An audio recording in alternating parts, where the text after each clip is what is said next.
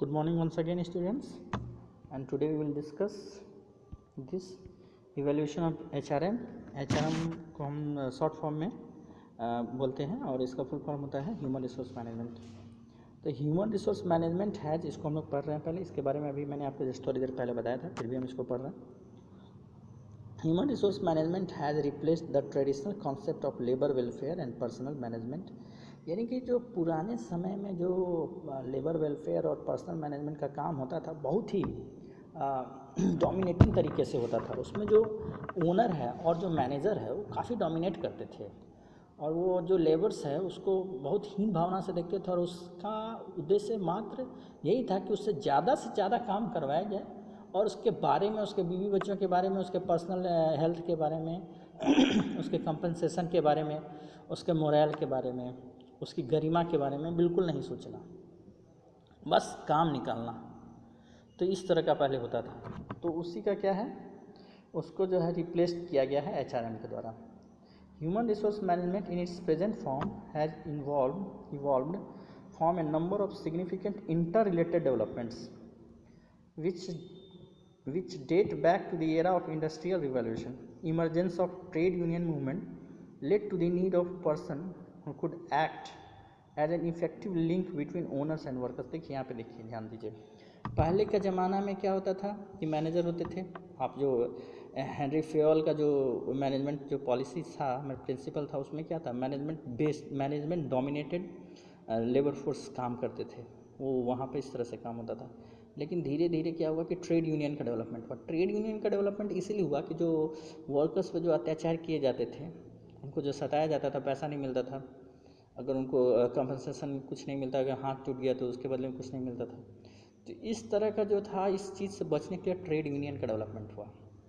और फिर आप जो है, जो आप बहुत बैक 1936-40s के एरिया में जाएंगे जब, या आफ्टर इंडिपेंडेंस जब बहुत सारे छोटे छोटे उद्योग थे, उस एरिया में जाएंगे तो आपको पता चलेगा कि ट्रेड यूनियन जो थे, वो ट्रेड यूनियन भी क्या करते थे कि वो ओनर के साथ समझौता करके, एग्रीमेंट करके, वो लोग दोनों मिलकर फिर से लेबर्स के साथ वैसा ही बिहेव करने लगे कि बहुत ज़्यादा काम लेना है, क्योंकि मालिक जो होता है हमेशा यही चाहता है कि इसका जो स्टाफ है, उसके जो लेबर्स है या उसके अंदर जो काम करने वाले हैं, उससे हम लोग ज़्यादा से ज़्यादा काम लें। तो उस कॉन्सेप्ट को पूरी तरह से बदल कर, ट्रेड यूनियन को बदल कर इसका HRM का डेवलपमेंट हुआ। चलिए आगे हम लोग बढ़ते हैं। With the introduction of factory system, thousands of persons began to be employed under one roof. The job of hiring people for the organization was given to one man, यानी एक आदमी को ये पूरा काम दे दिया गया, who later on was assigned the responsibility of recruitment, selection and placement of the personnel. This led to the emergence of personnel officer in the first place of personal manager later on. देखिए धीरे धीरे जब एक ही छत के अंतर्गत बहुत सारे हजारों लोगों को काम करने का जब ऐसा परिस्थितियाँ उत्पन्न हुई, तो एक स्पेसिफाइड आदमी को काम दे दिया कि भाई जो मॉल है फैक्ट्री का, उसमें एक छत के अंदर 1000 आदमी काम कर रहे हैं, तो किस तरह के आदमी को लिया जाए ताकि वो हज़ारों का माहौल ख़राब नहीं हो और काम भी अच्छी तरह से चले। वो एक आदमी को काम दे दिया गया। धीरे धीरे वो आदमी जो है वो रिक्रूटमेंट, सिलेक्शन, प्लेसमेंट, ओरिएंटेशन सारा काम करने लगा, और ये धीरे धीरे वो आदमी पर्सनल मैनेजर से फिर HRM में तब्दील हो गया। आगे हम लोग पढ़ते हैं। Human relations approach recognize human factor as the most important instrument of success in the organization. Fast changing technological developments, however, necessitated new skills development and training of employees. People come to be recognized as a valuable resource which can be further developed. Increase in scope of the work led to the replacement of personal manager with human manager. You may have observed that all these aspects are concerned with human element in industry as distinct from the mechanical side of an enterprise. Thus, the staffing is the inherent part of human resource management, as it is the practice of finding, evaluating, establishing and working relations with people for a purpose. देखिए धीरे धीरे जब इस तरह का माहौल का development होने लगा तो ऐसा नहीं रह गया कि बस हमको किसी भी आदमी को हम ले लिए और उसको बस एक तरह का काम आता है और धीरे धीरे जो है उसी तरह का काम वो आने वाले 30 साल में करे या 35 इयर्स में करे।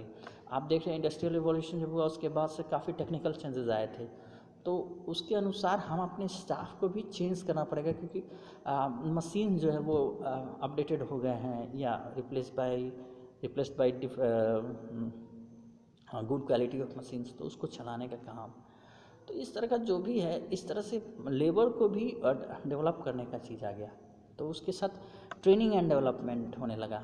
तो स्टाफिंग जो है आप पूरे चैप्टर में पढ़ेगा। स्टाफिंग का मतलब केवल लोगों को ले लेना नहीं है, उसको लेने से लेकर उसके व्यवहार और उसके सारे स्टडी को अध्ययन करते हुए उसका डेवलपमेंट तक का काम स्टाफिंग का है। And it become a inherent part, यानी एकदम अलग ना होने वाला हिस्सा बन गया ये ह्यूमन रिसोर्स मैनेजमेंट का staffing. Okay, it is important to understand that staffing is both function of management, just like planning, organizing, directing and controlling, as well as distinctive functional area of management, just as marketing management and financial management. Staffing is therefore referred to as both line as well as the staff activity, i.e. an essential function of the manager as well as an advisory role played by the human resource development. यहाँ इस paragraph में क्या लिखा हुआ है? इस paragraph में ये लिखा हुआ है कि it is important to understand that staffing is both a function of management as well as distinct functional area of management. यानी कि स्टाफिंग में functions of management like planning, organizing तो आते ही हैं, इसके साथ ये डिस्टिंक्ट ह्यूमन रिसोर्स यानी ह्यूमन वैल्यू को भी ध्यान देने वाला एक तत्व है। Just as marketing management and financial management, ये स्पेशलाइज्ड है ह्यूमन बिहेवियर का स्टडी करने के लिए, ह्यूमन एबिलिटी को बढ़ाने के लिए। जैसे कि मार्केटिंग मैनेजमेंट एक स्पेशलाइज्ड ब्रांच है मैनेजमेंट का, फाइनेंशियल मैनेजमेंट पे एक स्पेशलाइज्ड ब्रांच है, ठीक उसी प्रकार स्टाफिंग का जो ये है इसमें तो ये मैनेजमेंट का फंक्शन की तरह काम करना ही करना है, इसके साथ ये ह्यूमन बिहेवियर का स्टडी करने का भी एक जरिया है, एक तरीका है और ये एक एलिमेंट है, एक तत्व है।